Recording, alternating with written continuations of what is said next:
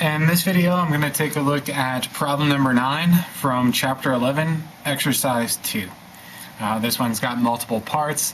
I'm not going to go through the entire calculation for each of these parts, and what's important here is to think through the problem.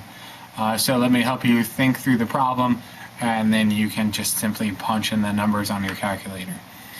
So problem 9, chapter 11, exercise 2, given two urns. And let's keep track of all the information here. That's a good habit to get into here. Let's keep track of everything that's given to us, especially for this problem. We're going to be using the same basic setup multiple times. So we've got two urns. Urn 1. Urn 1 contains 2 red, 3 green, and it's got 4 yellow. So let's go ahead and get a total here. 2 plus 3 plus 9. That gives us 9 total. And then urn 2, the other containing 4 red, 2 green, and 3 yellow. So let's get a total again, 4 and 2, 3. We got 9 total in this one as well. And now we get to the action part here. If a single ball is drawn from each urn, what is the probability of that? And here again we've got multiple parts. So we're going to draw a single ball from each of the two urns. It's going to be the same for each of the parts. So let's go ahead and get this down now. Are the probabilities dependent or independent? Does drawing a ball from urn 1 have an impact on drawing a ball from urn 2? The probabilities for each of these parts are independent. Whatever ball we select from urn 1 is not going to have an impact on the probability of drawing a ball from urn 2. So for all of these, they're going to be independent. So let's jump into part A. Let's put this to the right there. For part A, we're going to draw a ball here. We're going to draw a ball there. What's the probability that both are red? So we know the probabilities are independent for each of these. This urn has nothing to do with this urn. Is part A, both are red. Is this going to be an and problem? Is this going to be an or problem? And again, the language doesn't come out and hit you over the head here. But what do we want to happen for both to be red? We need to figure out the probability of red from urn 1 and red from urn 2. If we got red from urn 1 and we got red from urn 2, then clearly both would be red. So what's the probability of getting red from urn 1? Well, here again we'll use our classical theory. There are 2 red ones in there, so 2 favorable outcomes, and we've already done the total. There are 9 total balls. What's the probability of getting red from urn 2? Well, there are 4 red ones in urn 2, so 4 favorable outcomes, and we've already done the total. There are 9 in urn 2 as well. So it's an and problem. Their probabilities are independent, so we're just going to multiply these. 2 ninths times 4 ninths equals 8 over 81. And there's our final answer for A. B, at least one is green. Same idea, we're going to draw a ball here, draw a ball here. What's the probability that at least one is green? So let's figure this one out. Is the probability, is this problem an and problem? Is it an or problem? And again, the language doesn't come out and hit you over the head. At least one is green. This, of course, would be an or problem. We want to calculate the probability of green on the first or green on the second. If we got green here or green here, we'd have, after all, at least one green ball. So this one is an or problem. The final thing we need to figure out here, are these events mutually exclusive? Could both occur? Well, we could certainly get a green on both of them. So in that sense, these events are not mutually exclusive. And that identifies the equation. We're going to use general disjunction. And this is the fanciest one for general disjunction. Paying no attention to the man behind the curtain there. For general disjunction, we are going to do the sum of the two minus the product of the two. And that's our fanciest one. So what's the probability of getting green on the first one?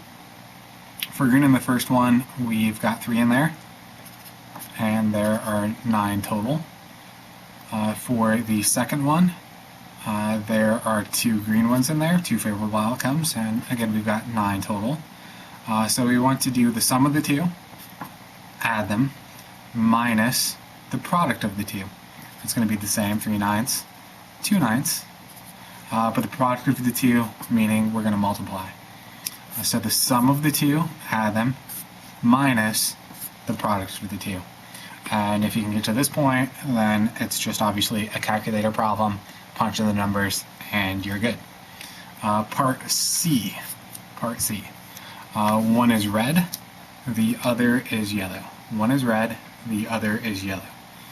This one is a little trickier. Is this one an and problem? Is this one an or problem? Well, it turns out to be both. What's the probability that one is yellow and the other is red? I think I got that backwards. One red, the other yellow. Makes no difference.